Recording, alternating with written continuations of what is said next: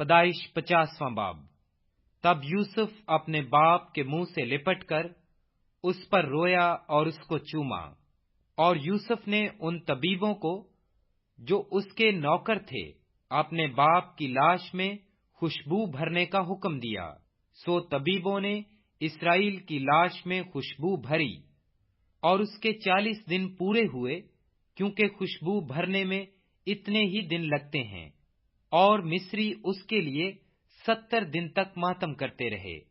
اور جب ماتم کے دن گزر گئے تو یوسف نے فرعون کے گھر کے لوگوں سے کہا، اگر مجھ پر تمہارے کرم کی نظر ہے تو فرعون سے ذرا عرض کر دو کہ میرے باپ نے یہ مجھ سے قسم لے کر کہا ہے کہ میں تو مرتا ہوں، تو مجھ کو میری گور میں جو میں نے ملک کنعان میں اپنے لیے کھدوائی ہے دفن کرنا۔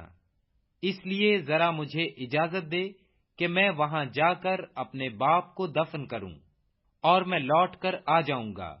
فرعون نے کہا کہ جا اور اپنے باپ کو جیسے اس نے تجھ سے قسم لی ہے دفن کر۔ سو یوسف اپنے باپ کو دفن کرنے چلا، اور فرعون کے سب خادم اور اس کے گھر کے مشاخ اور ملک مصر کے سب مشاخ اور یوسف کے گھر کے سب لوگ اور اس کے بھائی اور اس کے باپ کے گھر کے آدمی اس کے ساتھ گئے۔ وہ صرف اپنے بال بچے اور بھیڑ بکریاں اور گائے بیل جشن کے علاقہ میں چھوڑ گئے، اور اس کے ساتھ رتھ اور سوار بھی گئے۔ سو ایک بڑا انبوا اس کے ساتھ تھا، اور وہ عتد کے کھلیان پر جو یردن کے پار ہے پہنچے، اور وہاں انہوں نے بلند اور دل سوز آواز سے نوحہ کیا، اور یوسف نے اپنے باپ کے لیے 7 دن تک ماتم کرایا۔ اور جب اس ملک کے باشندوں یعنی کنعانیوں نے عتد میں کھلیان پر اس طرح کا ماتم دیکھا تو کہنے لگے کہ مصریوں کا یہ بڑا دردناک ماتم ہے۔ سو وہ جگہ ایبل مصریم کہلائی، اور وہ یردن کے پار ہے۔ اور یعقوب کے بیٹوں نے جیسا اس نے ان کو حکم کیا تھا ویسا ہی اس کے لیے کیا، کیونکہ انہوں نے اسے ملک کنعان میں لے جا کر ممرے کے سامنے مکفیلا کے کھیت کے مغارہ میں، جسے ابراہیم نے عفرون ہتی سے خرید کر گورستان کے لیے اپنی ملکیت بنا لیا تھا، دفن کیا۔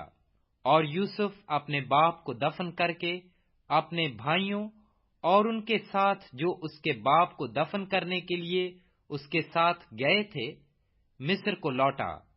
اور یوسف کے بھائی یہ دیکھ کر کہ ان کا باپ مر گیا کہنے لگے کہ یوسف شاید ہم سے دشمنی کرے اور ساری بدی کا جو ہم نے اس سے کی ہے پورا بدلہ لے۔ سو انہوں نے یوسف کو یہ کہلا بھیجا کہ تیرے باپ نے اپنے مرنے سے آگے یہ حکم کیا تھا کہ تم یوسف سے کہنا کہ اپنے بھائیوں کی خطا اور ان کا گناہ اب بخش دے، کیونکہ انہوں نے تجھ سے بدی کی۔ سو اب تو اپنے باپ کے خدا کے بندوں کی خطا بخش دے۔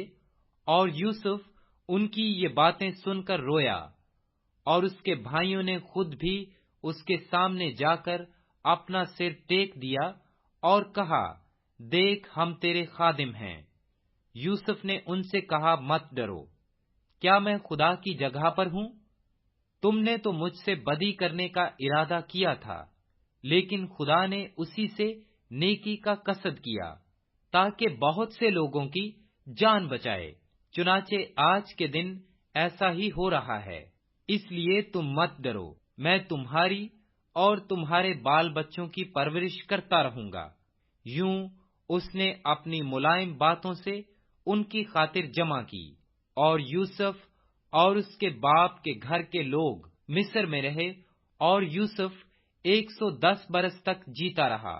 اور یوسف نے افرائیم کی اولاد تیسری پشت تک دیکھی، اور منسی کے بیٹے مکیر کی اولاد کو بھی یوسف نے اپنے گھٹنوں پر کھلایا۔ اور یوسف نے اپنے بھائیوں سے کہا، میں مرتا ہوں، اور خدا یقیناً تم کو یاد کرے گا، اور تم کو اس ملک سے نکال کر اس ملک میں پہنچائے گا جس کے دینے کی قسم اس نے ابراہیم اور اسحاق اور یعقوب سے کھائی تھی۔ اور یوسف نے بنی اسرائیل سے قسم لے کر کہا، خدا یقیناً تم کو یاد کرے گا، سو تم ضرور ہی میری ہڈیوں کو یہاں سے لے جانا۔ اور یوسف نے 110 برس کا ہو کر وفات پائی، اور انہوں نے اس کی لاش میں خوشبو بھری اور اسے مصر ہی میں تابوت میں رکھا۔